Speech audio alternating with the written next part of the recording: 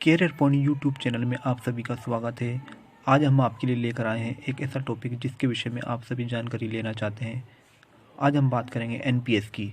NPS कटौती को लेकर सरकारी कर्मचारियों के मन में बहुत सारे सवाल होते हैं, बहुत सारी शंकाएं होती हैं। उन सभी सवालों का जवाब लेकर हम आपके सामने हाजिर है। वीडियो को स्टार्ट करने से पहले आपसे एक रिक्वेस्ट है कि अगर आपने हमारा चैनल सब्सक्राइब नहीं किया तो चैनल को सब्सक्राइब कर ले।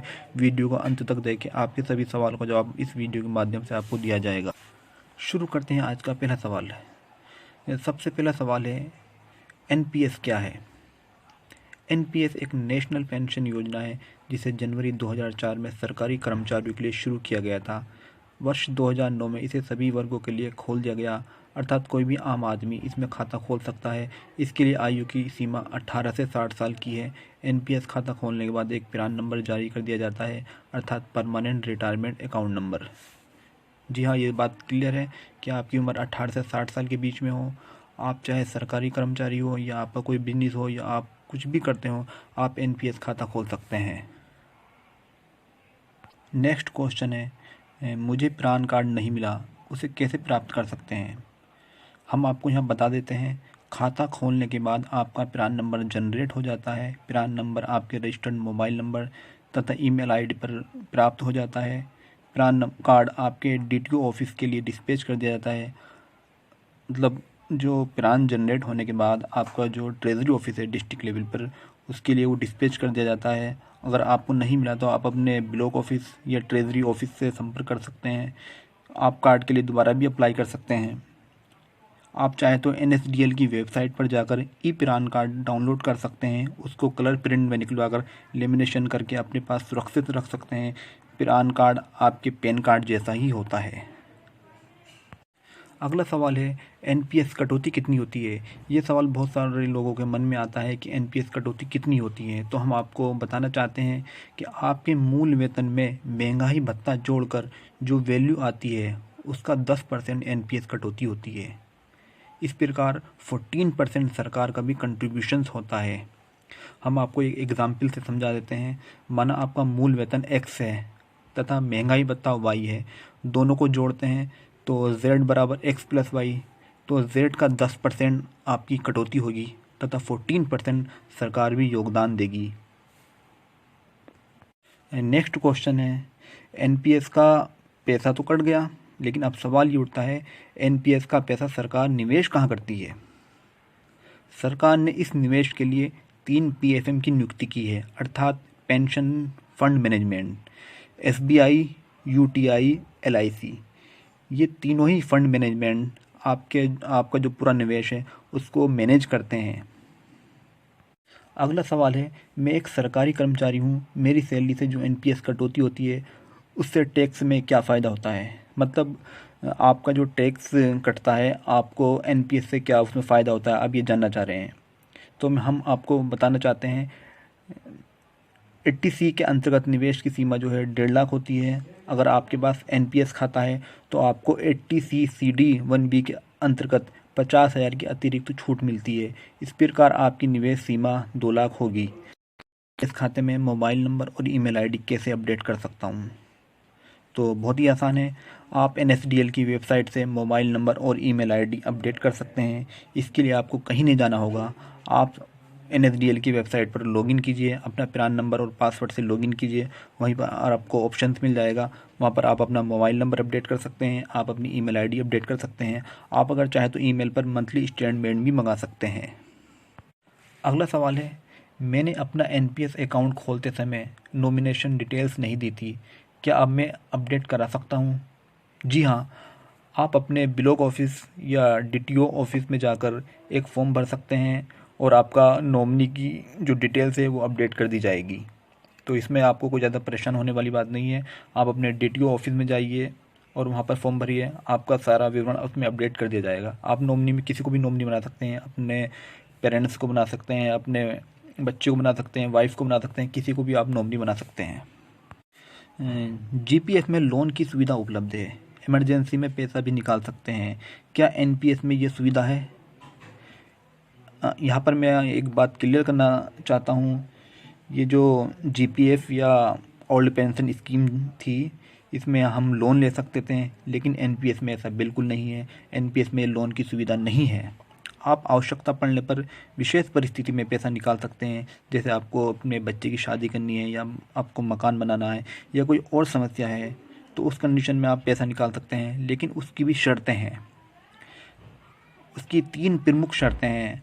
आपके एनपीएस खाते को 3 साल हो गए हों, मतलब आपकी एनपीएस कटौती 3 साल से लगातार हो रही हो। दूसरी शर्त है, रिटायरमेंट तक आप सिर्फ 3 बार पैसा निकाल सकते हैं। तीसरी शर्त है, आप अपने कंट्रीब्यूशंस का 25% पैसा ही निकाल सकते हैं। मान लो आपका एनपीएस अकाउंट चल रहा है, उसको 3 साल पूरे हो गए हैं और आपका जो कंट्रीब्यूशन हुआ मान लो 1 लाख हुआ और गवर्नमेंट का कंट्रीब्यूशन जो है मान लो 1.5 लाख हुआ, टोटल वैल्यू जो है 2.5 लाख हुई। लेकिन आप अपने कंट्रीब्यूशन, जो आपका कंट्रीब्यूशन हुआ है 1 लाख, आप सिर्फ उसी का 25% निकाल सकते हैं। टोटल सर्विस पीरियड में आप 3 बार निकाल सकते हैं। आपके रिटायरमेंट मान लो 62 साल में आपका रिटायरमेंट हो रहा, तो आप ये 3 बार पैसा निकाल सकते हैं सिर्फ, वो भी 25% की कंडीशन रहेगी। नेक्स्ट क्वेश्चन है, क्या मैं रिटायरमेंट के समय पूरा पैसा निकाल सकता हूँ? मुझे पेंशन नहीं चाहिए। आप रिटायरमेंट के समय पूरा पैसा नहीं निकाल सकते। रिटायरमेंट के समय जो भी आपकी फ़ंड वैल्यू होगी, आपके निवेश की जो भी उस टाइम वैल्यू होगी, उसका 60% ही पैसा आप निकाल सकते हैं। 40% पैसा आपको पेंशन के लिए दोबारा इन्वेस्ट करना ही पड़ेगा। मतलब 40% आपको इन्वेस्ट करना ही पड़ेगा। आप जो है 60% निकाल सकते हैं, 40% आपको इन्वेस्ट करना होगा। आप चाहे तो 40% से ज़्यादा भी इन्वेस्ट कर सकते हैं, 50%, 60%, लेकिन मिनिमम 40% आपको इन्वेस्ट करना ही पड़ेगा, जिससे आपको पेंशन मिलेगी रिटायरमेंट के बाद। अगला सवाल है, पहले मैं स्टेट गवर्नमेंट की नौकरी में था, वहाँ मेरी नियमित कटौती हो रही थी। अब मैं केंद्र सरकार की नौकरी में ज्वाइन कर चुका हूँ, यहाँ मुझे दूसरा प्रान नंबर अलॉटमेंट किया गया है, मुझे अब क्या करना चाहिए? तो इसमें कोई घबराने वाली बात नहीं है। आप एक फॉर्म भरकर अपने डीटीओ ऑफिस में जमा कर दीजिए। वहाँ पर आपके दोनों प्रान नंबर जो है मर्ज कर दिए जाएंगे और उसमें एक ही प्रान नंबर आपको फाइनल कर दिया जाएगा। तो इसमें आप डीटीओ ऑफिस में जाइए, वहाँ पर आप ये फॉर्म भरिए और वहाँ पर आपका ये मसला सोल्व हो जाएगा। जो अक्सर हमसे लोग मालूम करते रहते हैं, आज के दिन मेरी सैलरी से एनपीएस के लिए 4142 रुपये प्रति माह कट रहे हैं। मेरी आयु 30 साल है। रिटायरमेंट के बाद मुझे कितनी पेंशन मिलेगी? कितनी पेंशन मिलेगी आपको, इस बात को अभी बता पाना मुश्किल है। फिर भी हम कुछ आंकड़े आपको समझा देते हैं। मान लेते हैं आपका मूल वेतन 35,400 है तथा महंगाई भत्ता 17% के अनुसार 6,018 रुपये मिल रहा है। दोनों को जोड़ते हैं तो ये वैल्यू बनती है आपकी 41,418। 41,418 का 10% आपकी एनपीएस कटौती होती है, जबकि 14% सरकार कंट्रीब्यूट करती है। तो ये जो टोटल वैल्यू होती है 4,142 और 5,798, ये टोटल जो वैल्यू बनती है 9,940 रुपये बनती है। तो ये 9,940 रुपये आपके हर माह इन्वेस्ट होते हैं। तो कैलकुलेट करते हैं आपकी कितनी पेंशन बनती है। मान लेते हैं आपकी आयु 30 वर्ष है और आपका मंथली कंट्रीब्यूशन है 9,940 रुपये।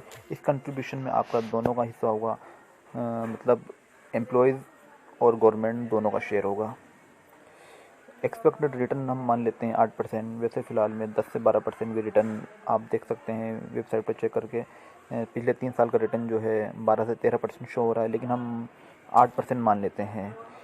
और आपको रिटायरमेंट के बाद जो री इन्वेस्टमेंट करना होता है वो मिनिमम आपको 40% करना ही पड़ेगा। आप चाहे 40% ज़्यादा कर सकते हैं, लेकिन 40% तो आपको करना ही पड़ेगा। पेंशन का हम रिटर्न देख लेते हैं, मतलब रिटायरमेंट के बाद जो हम 40% इन्वेस्ट करेंगे उस पर कितना रिटर्न मिल सकता है। मान लेते हैं 5% मिले, और ये पेंशन प्लान हम रिटायरमेंट के बाद 20 साल के लिए लेना चाहते हैं और हमारी रिटायरमेंट एज मान लो 62 साल है। तो हम कैलकुलेट करते हैं।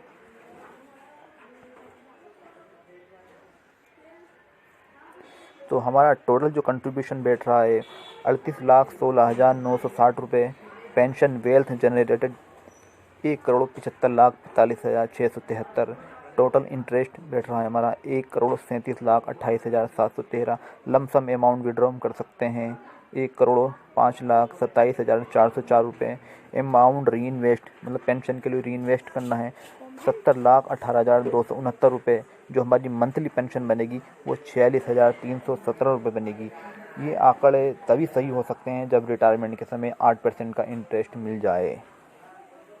अंत में आपको मैं ये बताना चाहता हूँ, एनपीएस में रिस्क है। आपको अच्छे रिटर्न भी मिल सकते हैं और ख़राब रिटर्न भी मिल सकते हैं, क्योंकि एनपीएस शेयर मार्केट पर डिपेंड करता है और शेयर मार्केट में अप और डाउन होता रहता है। अगर आप एनपीएस से पार्शियल विड्रॉल करना चाहते हैं, अर्थात बीच में कुछ पैसा निकालना चाहते हैं, तो निकाल सकते हैं। इसके लिए बहुत इजी प्रोसेस है। आप एनएसडीएल की वेबसाइट पर सेल्फ डिक्लेरेशन फॉर्म भरिए, उसके बाद आपके मोबाइल नंबर पर ओटीपी आएगा और ये आपको रिक्वेस्ट एनएसडीएल पर चली जाएगी। 4 से 5 दिन के बाद में आपके दिए हुए अकाउंट नंबर पर आपका पैसा आ जाएगा। उम्मीद है पेंशन को लेकर आपके मन में जो भी सवाल थे उनका समाधान हो चुका होगा। अगर आपको कोई और भी जानकारी चाहिए तो आप कमेंट बॉक्स में कमेंट कर सकते हैं। नेक्स्ट वीडियो में हम आपको बताएंगे कि आप एनपीएस से और कैसे फ़ायदा उठा सकते हैं। उम्मीद है ये वीडियो आपको पसंद आई होगी। अगर ये वीडियो आपको पसंद आई तो लाइक कीजिए, शेयर कीजिए तथा चैनल को सब्सक्राइब कीजिए। धन्यवाद।